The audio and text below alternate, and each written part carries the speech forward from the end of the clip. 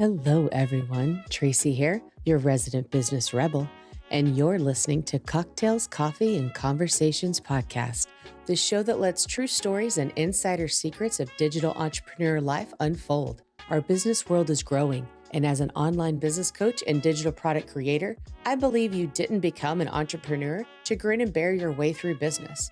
So I'll be your guide as we drop in on coaching calls, have intimate sit-downs with online personalities you love, and discuss ideas, opportunities, and strategies circulating our online world. So pop in your earbuds, tap follow, and join me as I demystify this thing called business. Hello, and welcome to Cocktails, Coffee, and Conversations. Tracie here, and today we're exploring a crucial topic for entrepreneurs. Understanding that your value, it's not defined by your metrics or your numbers. Because your value is not wrapped up in how many people take you up on your call to action. How does that feel? I will say that there are 3 crucial areas you need to be all in on to sustainably sell in your business, and we will dive into those. But how many people do or do not take you up on your call to action does not define how much you are worth. Yeah? So let's talk about you. And I want you to imagine with me that you've launched a new offer, invested your time, energy, your passion into it. Now you're waiting, watching, refreshing the page. Is there new data? What does it show? How many people are engaging? How many are signing up to learn more? How many are buying? We're hoping for the number and the money flood to just pour in. But if it's not what we expected, well, how do you end up feeling? Deflated? Disappointed? Embarrassed? Questioning whether it's the right offer or the right business for you? It's easy to fall into the trap of letting these numbers dictate how you feel about yourself and your work. To go a little Eeyore and let our internal fatalists take over. And while yes, we should feel all the feels as they come up, because I promise you that 90 seconds of emotional processing is a lot better than days, weeks, or months of repression that rears its head in unhelpful ways. But we have to also acknowledge and take responsibility for the all too common part of this scenario, that tying our value to external validation and metrics is unhealthy. And frankly, incorrect. This is important because while metrics can be useful, and they definitely have their place in business, like for checking whether parts of your funnel and messaging are effective after a promotion is over, they should not be the sole measure of your value or even the value of your offer. And we're going to delve into this distinction, okay? But first, let's address the common reaction to this idea. Because when you heard that your value isn't tied to the numbers, what came up for you? Do you think, well, duh, and then remember that pit you felt in your stomach during your last live launch? Do you feel relieved? Or does it make you anxious? Perhaps you argued internally thinking, well, if they found it valuable, then why wouldn't they just do what I asked them to do? These reactions are natural, especially because we've been conditioned to equate our importance with our titles, our business success, with the numbers. And it's constantly reinforced by what we're given access to based on these metrics. From the capital that we're seeking to grow our businesses, to conferences or masterminds that we're invited to or even marketed to. But here's the key point. The value of you and the value of your offer are not wrapped up in the numbers. Okay, can you wrap your head around that? We often use the same word value to define ourselves and the pieces of our business, but they aren't the same thing. And I really want you to hear this distinction. Value and valuable are not the same, yeah? The word we use to describe ourselves, our business as a whole, the impact we make and can have on our communities versus the pieces and the mechanics of our business, they're not equal. They're not the same. This is not the same definition or use of the word value. As much as we traditionally tend to take on the mantle of our importance aligning with our titles, our identities, our business identity, what we have going on or what we don't have going on, it's not the same thing. Your passion, your vision, what you hope to bring to this world are fundamentally different from ensuring that your communication and its delivery resonate with others. Yeah. The mechanics of how you communicate can be aligned with your intentions, but they do not define your intrinsic worth. Think about how you feel when you hit certain numbers or get specific responses to a call to action. Do you feel successful, accomplished, validated, excited, prideful? Now consider what happens when you see the metrics are above or below industry norms. What if you're not even sure what those norms are and you're judging your results based on like a vague idea or a quote post you saw on Instagram? Or worse, a slide from someone selling you into their program, and now you're judging your entire business based on that. When have you been so excited and happy only to then feel deflated after someone's reaction or after getting a new piece of data? Is that really the roller coaster you want for yourself in your business? Because the challenge is to give yourself those positive or really even neutral feelings independent of external circumstances. Ask yourself, what's another healthy way you can recreate that feeling of success, whatever success means for you, without it being tied to the things you cannot control?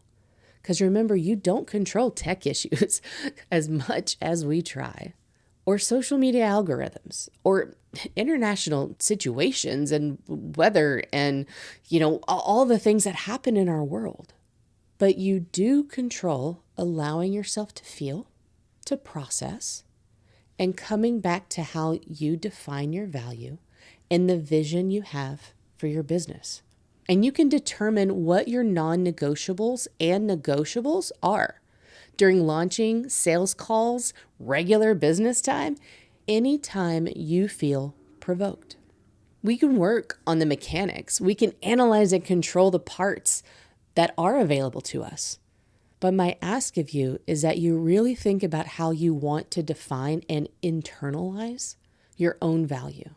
And do the work you need to separate the idea of your inherent value from your business numbers, okay? Because I can teach you one part, but you have to gift yourself the other. So how can you start to receive this gift? Let's talk about some practical ways that you can start to get out of your own way. And then the 3 things that you need to be all in on for sustainable sales. You have to think of you outside of your business. All right? So what do you have enough of right now? Who are you without your business? What do you feel about yourself and your life that's inevitable beyond getting the sale? What about the sale that you had before? What about the next sale? Right? We have to disconnect this. We can still be excited. We can still feel pride.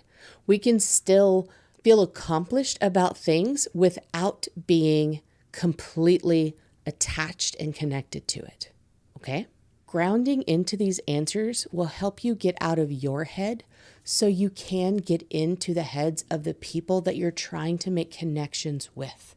Yeah? One of the ways that I do it personally is through somatic practices. And I highly recommend this, especially for those who find mindset or affirmations not really doing what everybody says that they do, right? So, if you see this kind of advice and you're like, that sounds great for others, but that doesn't really work for me, I really suggest that you dig into somatic work, okay? Because somatic work, it's not done in the mind, but rather it's the body engaging with your central nervous system, right? Which of course is part of the body, to regulate your emotions, your functions, and really your whole being. Because soma, the first part of the word somatic, that means body. And it's work that brings it back to itself, brings it back into mechanical alignment, okay? It takes it out of all of that reaction state into where it needs to be for neutral. And what this does is it creates that safe feeling in a fundamental level. And that way, all the other parts, including mindset, they can then fall into place. I'll include a resource for you in the show notes of someone who they're actually a founder in the field. So that way you can check it out, right? And please do research, especially if this is a new concept for you, then really look into how this works. But I can tell you that it has radically changed how I work and how I function. And so much so that I bring it into my client work now. So the people who coach with me and even digital products, and whenever I come in and I guest coach or I live teach, I even start with some somatic practices, central nervous system calming. So once you have that grounded and that focused in, we can look at what to go all in on. And this is the kind of episode and the kind of really teaching that you can hear someone talk about at one time and be like, what is happening? And then you go through this somatic work or you go through the regulation work that is right for you. And you hear it again and it all clicks, okay? So I invite you that if right now you're like, I feel very discombobulated, this all feels very frazzled. This isn't the right time for me to hear this advice. Accept that, all right? And understand that that is you telling you and giving you the advice that you need right now. But just save the episode and come back to it when you're ready for it. Because when you hear it again, it's going to click and you're going to be like, oh, I get that. All right. And that's the same, yes, for me in this episode, but also for like the other things that you hear. And that's how you can learn new things from things that you've heard before, right? It's whenever that you're ready for them again. And the first thing that I'm going to say that you need to be all in on, it's your offers. If you don't feel your work is valuable, you're going to struggle, right? And I'm not talking about this on the mechanical level. We're again, like we're going inside. So what is one thing that your human who is looking to work with you, what is it that they're going to get from doing this offer with you? Okay. From taking this training, from doing this course, from joining your program, from, saying yes to letting you do this stuff for them, right? It doesn't matter whether you're a service provider, a course creator, a coach, a membership owner, all of the things that we can be, that we can have, that we can stake our claim in this digital entrepreneurship world, we all have these same like fundamental situations, right? So what is one thing that your human can get from working with you? Just one. It's okay to start with that because we really need to feel it. It doesn't need to be, they will get 20 lessons. No, we're talking about that change. How is their life going to be different because they have worked with you, because they've learned with you, okay? You need to really feel it with all your might that people will get this. And once you have that one, you can let it grow from there. If you're really struggling or if you're not sure, that's where I would invite you to grab Boost the Value of Your Offer in a Day. It's that little 3-hour mini course that I have, but it will let you see all the goodness in black and white. And it has transformed hundreds of businesses. But when you struggle with these Eeyore moments, it can be really hard to step into what's great about the work you do, right? And you can notice this because you're going to fall back on those features. You're going to fall back on those physical or those tangible things that you're giving people. 3 hours, templates, PDFs. No, that's not the part we're talking about here, okay? At least one result, one transformation, one change that happens, one way that their life is better, is different from where it was, is a step towards what they want because they've done this work with you. Make this list and hold on to it and keep it where you can call on it where you need it. All right? Because as you make one, and then you let that kind of sit and you let it grow from there. And then you start to look for evidence from other people. Then that list it'll start to become a list, right? The one thing that you write down will eventually become many. Okay. But don't force yourself to come up with 20 if you're struggling just to come up with one. Come up with one and believe it with every part of your being. All right. If you need help, let me know. But otherwise, I believe that you got this. You just have to sit in it for a minute to come up with it. Number 2 is your audience. You have to be all in with them and you have to believe that they want to hear from you. They have chosen to follow you. They have chosen to read your emails. They can always opt out. They can always unfollow. They can always hit pause. They can always unsubscribe, right? If you don't believe people want to be in your orbit and consume what you're putting out into the world, you'll hesitate to make anything. Or at best, you'll just entertain them over truly enhancing their lives and showing how you can make their world better. So what have you seen that proves they want to be with you? And start to make that list as well. And the third one is yourself. If you don't believe, they won't, but not out of judgment. Instead, there'll be this kind of niggly feeling that something isn't right. They might not be able to fully describe it, but there'll be this little disconnect that's like, I like her and I want to be with her, but there's just something there. And sometimes they can't even put it into that many words. Instead, it's in the actions. It's in the following you, but the not buying. It's in the watching everything, but not commenting, right? It's in going half in on actions, but not all the way.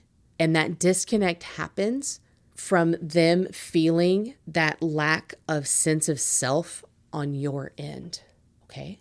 So how are you amazing? How are you enough as you are? Feel into it. Let the emotions come out that want to come out. Even if they're like ugly crying, I don't care. Go wherever you feel comfortable to have those feels and let them process, all right? If you just try to ignore it, if you try to suppress it, if you try to move past it, if you try to, think beyond it, all they're going to do is they're going to show up in other ways, including self-sabotage, including disconnect. So instead, feel it, move through it, let it process, and then start to ask, how are you amazing? How are you enough as you are? Find that evidence, and then start to find that evidence daily. Embrace it. Make that list and embrace the learning curve that is owning a business, that is existing in this world that we're in, that is having something online. Online business has been around for over 30 years now, but yet it still feels like the new frontier. So it's okay to have a learning curve. It's okay to experiment. Nothing is a loss. Everything is just a lesson. So what are you choosing to learn? What are you choosing to let go of? What are you choosing to celebrate? All right? Create your business how you want and how it feels good. This can take some trial, but embrace that process.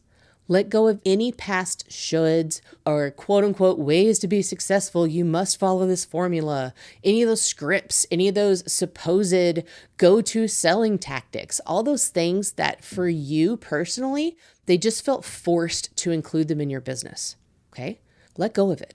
And instead think about what would be fun and what would be light. Like if you told a kid what you wanted to achieve, how would they tell you to go about doing it? What would be the kind of like crazy things that they came up with? And what will that spark inside of you? We can make new models. We can break things apart and recreate them. We can accept parts of some advice and reject or ignore others. You can find a way that works for you and still be profitable. And I am here for you. And I ask that if you found this episode valuable, please share it. Just share it with someone who might benefit from it. And don't forget to subscribe to the podcast for more, because following the show lets me know that you're out there listening, and rate it to let me know what you think. But until next time, be well and have some fun.